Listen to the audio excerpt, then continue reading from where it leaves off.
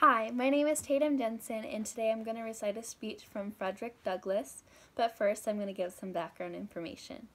So, Frederick Douglass was an escaped slave, and he was not only an author, but a public speaker and an influential leader of the anti-slavery movement.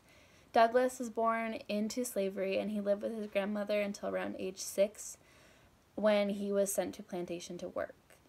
As he grew up, he taught himself to read and write, and he even educated other slaves. Moreover, Douglass tried to escape multiple times from the plantation he was on, and eventually got a lucky break in 1838 when he successfully escaped the farm.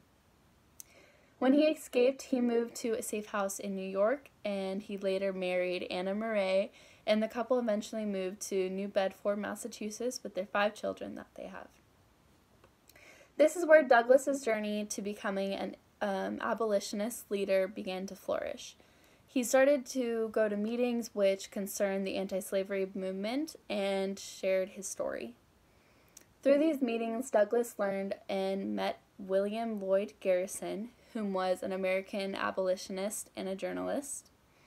Garrison acted as a guiding hand as he supported Douglass in becoming a leader of the anti-slavery movement.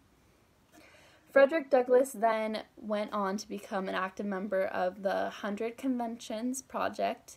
He published multiple autobiographies, traveled, and gave lectures on abolition, often 6 months out of the year. He began publishing his own newspaper called the North Star, and all of that led up to a speech that he gave July 5th of 1852 called "What to a Slave is the 4th of July."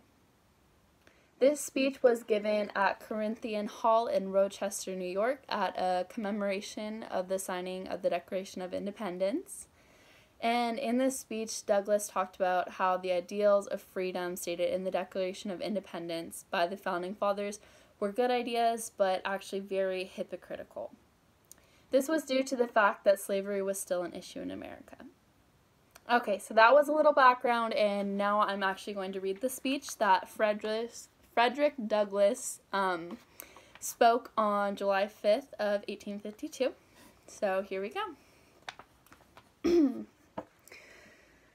Fellow citizens, pardon me. Allow me to ask, why am I called to speak upon here today? What have I, or those I represent, to do with your national independence? Are the great principles of political freedom and of natural justice embodied in that Declaration of Independence extended to us? And am I therefore called upon to bring our humble offering to the national altar and confess the benefits and express devout gratitude for blessings resulting from your independence to us? I am not included within the pale of this glorious anniversary. Your high independence only reveals the immeasurable distance between us. The blessing in which you, to this day, rejoice are not enjoyed in common.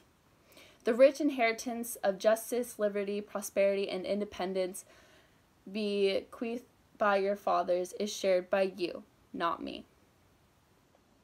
The sunlight that brought life and healing to you has brought stripes and death to me. This 4th of July is yours, not mine. You may rejoice, I must mourn. To drag a man in feeders to the grand illuminated Temple of Liberty and call upon him to join you in joyous anthems were inhuman mockery and sacrilegious irony.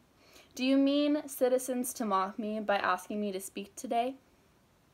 Fellow citizens, above your national tumultuous joy, I hear the mournful wail of millions, whose chains, heavy and grievous yesterday, are today rendered more intolerable by the jubilee shouts that reach them.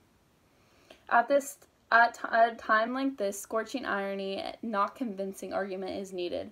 Oh, I had the ability, and I could reach for the nation's ear. I would. Today, pour out a fiery steam of biting ridicule, blushing reproach, withering sarcasm, and stern rebuke. For it is not light that is needed, but fire. It's not the gentle shower, but thunder. We need the storm and the whirling wind, the earthquake. The feeling of the nation must be quickened, and the conscience of this nation must be roused. The property of the nation must be startled, the hypocrisy of the nation must be exposed, and its crimes against God and man must be proclaimed and denounced. All right, so that was a speech by Frederick Douglass on July 5th of 1852, and I thought it was very powerful. Thank you so much for listening today, and have a wonderful day.